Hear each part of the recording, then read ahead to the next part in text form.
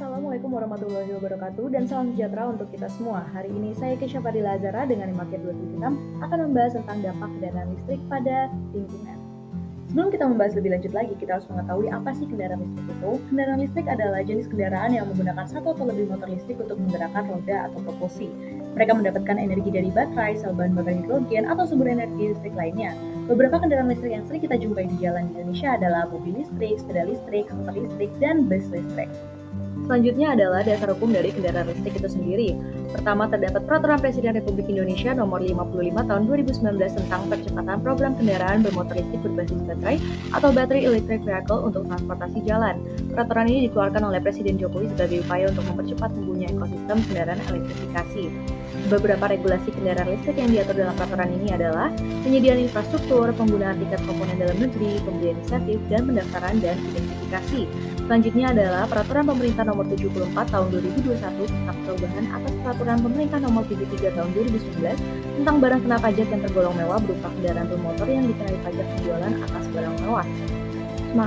Peraturan ini menjelaskan bahwa semakin besar emisi yang dikeluarkan, maka semakin besar pula pajaknya. Hal ini dapat menguntungkan kendaraan yang menggunakan penggerak motor listrik. Dalam PP tersebut, pajak penjualan dari PTNBM kendaraan listrik akan dibebankan tarif sebesar 15% melalui dasar pengenaan pajak sebesar 0%.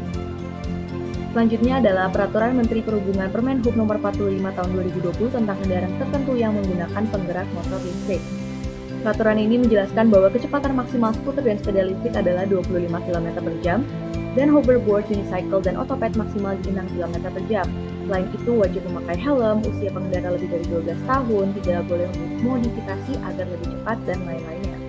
Apa saja sih sumber bahan bakar listrik di Indonesia? Pertama ada batu bara. Indonesia memiliki cadangan batu bara yang melimpah dan sebagian besar pembangkit listrik di Indonesia menggunakan batu bara sebagai sumber energi utama. Meskipun ini memberikan kontribusi signifikan terhadap pasokan listrik, penggunaan batu bara juga menjadi sumber kontroversi karena dampak lingkungan dan kesehatannya. Kedua, minyak dan gas bumi. Beberapa pembangkit listrik di Indonesia menggunakan minyak dan gas bumi sebagai bahan bakar. Namun penggunaan minyak biasanya terbatas karena harganya yang cukup tinggi. Tiga, energi terbarukan. Indonesia juga semakin mengembangkan energi terbarukan untuk memenuhi kebutuhan listrik. Sumber energi terbarukan yang digunakan meliputi energi hidro, energi panas bumi, energi angin, dan energi surya. Pembangkit listrik tenaga air seperti bendungan dari PLTA atau pembangkit listrik tenaga air memiliki kontribusi penting dalam portofolio energi Indonesia.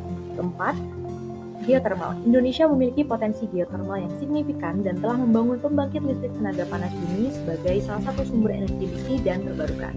Yang terakhir ada nuklir. Meskipun belum sepenuhnya dan diimplementasikan, Indonesia telah menyatakan niatnya untuk mengembangkan tenaga nuklir untuk tujuan pembangkit listrik dalam upaya diversifikasi sumber energi.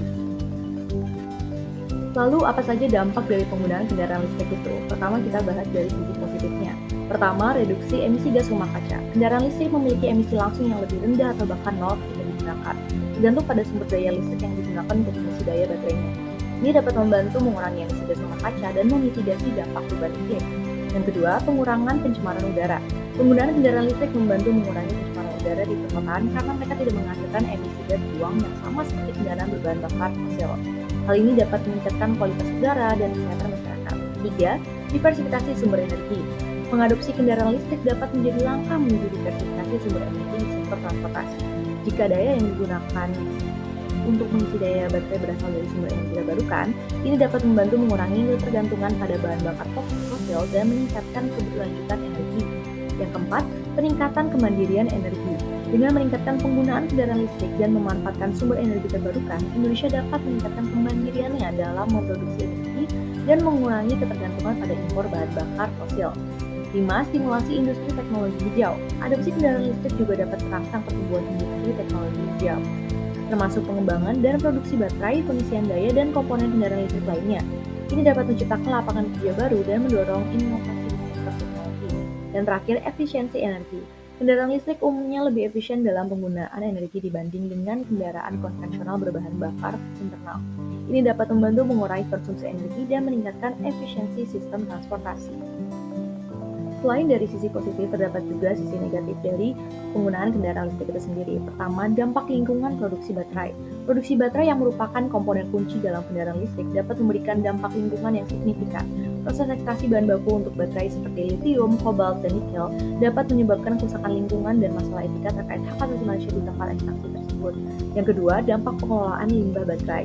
Daur ulang dan pengelolaan limbah baterai merupakan tantangan. Baterai yang sudah tidak digunakan dapat mengandung bahan kimia berbahaya jika tidak dikelola dengan benar. Dibutuhkan sistem daur ulang yang efisien dan aman untuk mengatasi limbah baterai. Ketiga, ketergantungan pada sumber daya terbatas. Beberapa bahan baku untuk baterai seperti kobalt dapat menghadapi keterbatasan pasokan global. Hal ini dapat menyebabkan ketergantungan pada negara-negara atau wilayah yang memiliki cadangan sumber daya tersebut, menciptakan ketidakseimbangan ekonomi dan keamanan pasokan. Keempat, tantangan infrastruktur pengisian daya. Kendaraan listrik memerlukan infrastruktur pengisian daya yang memadai. Tantangan ini melibatkan pembangunan stasiun pengisian daya yang mencukupi dan terdistribusi secara merata di seluruh negeri. Masalah ini dapat menjadi hambatan bagi pertumbuhan pasar kendaraan listrik. Kelima, kandungan energi listrik dari batu bara. Meskipun Indonesia berusaha untuk meningkatkan kontribusi energi terbarukan, sebagian besar energi listrik masih berasal dari pembangkit listrik berbahan bakar batu bara. Oleh karena itu, jika kendaraan listrik diisi dengan daya dari grid yang dominan berasal dari batu bara, dampak emisi gas rumah kaca dapat tetap signifikan terjadi. Dan terakhir, biaya awal dan perawatan baterai. Kendaraan listrik masih memiliki biaya awal yang cenderung lebih tinggi daripada kendaraan konvensional. Selain itu, biaya perawatan dan penggantian baterai juga bisa mahal. Hal ini dapat menjadi kendala untuk mengadopsi kendaraan listrik di kalangan konsumen. Salah satu contoh kasus yang akan kita bahas adalah PLTU di Marunda. Ketua kampanye Walhi DKI Jakarta Muhammad Aminullah menyampaikan keprihatinan terhadap dampak negatif perusahaan Tokpal Batubara terhadap warga Rusun Marunda. Hal ini dibuktikan dengan jarak rusun ke KBR Marunda yang hanya 500 meter yang menyebabkan banyak yang mengalami batuk, gatal-gatal, sesak napas, tenggorokan panas, bahkan ada yang harus sampai mengganti kornea mata. Meskipun masalah ini telah dilaporkan sejak 2018, tindakan dari Pemprov DKI baru dilakukan pada tahun 2022 terhadap satu perusahaan PT KCN, dan pada 2023 ada 4 perusahaan yang dihentikan operasionalnya karena tidak memenuhi standar. Aminullah menyoroti kelambanan pengawasan dari KLHK dan Pemprov DKI, menekankan perlunya tindakan lebih cepat untuk mengurangi dampak polusi udara. Indeks kualitas udara Jakarta yang buruk membuat anak-anak di sekitar Marunda harus memakai masker setiap saat, bahkan saat sekolah maupun bermain. Harus sering menyapu dan tidak bisa membuka jendela sehingga pertukaran udara atau ventilasi yang kurang baik. Dia juga mengkritik kurangnya tindakan terhadap industri manufaktur yang menggunakan batu bara. Aminullah menekankan perlunya audit hukum terhadap perusahaan yang terbukti melakukan kejahatan lingkungan serta transparansi data perusahaan yang menggunakan batu bara agar masyarakat tahu risiko yang dihadapi. Walhi mencatat pada 2020 terdapat 900 cerobong asap aktif di Jakarta dan hanya 400-an yang memiliki alat penyaring. Ia juga menyoroti kebutuhan akan sistem peringatan dini polusi udara untuk melibatkan masyarakat dan pemerintah dalam menghadapi dampak kesehatan jangka panjang dari polusi udara yang disebutnya sebagai bencana yang sudah memakan korban. Kesimpulannya adalah, mengadopsi kendaraan listrik memiliki potensi memberikan dampak positif signifikan seperti pengurangan emisi gas rumah kaca, pencemaran udara, dan diversifikasi sumber energi. Namun masih ada sejumlah tantangan yang perlu diatasi, termasuk ketersediaan infrastruktur pengisian daya, biaya kendaraan, dan baterai, serta dampak lingkungan dari produksi baterai. Peran pemerintah, koordinasi antar lembaga, dan partisipasi masyarakat sangat penting untuk memaksimalkan manfaat dan mengatasi hambatan sehingga kendaraan listrik dapat menjadi pilihan yang lebih berkelanjutan di masa depan. Sekian pemaparan saya tentang dampak kendaraan listrik di Indonesia. Terima kasih dan semoga bermanfaat.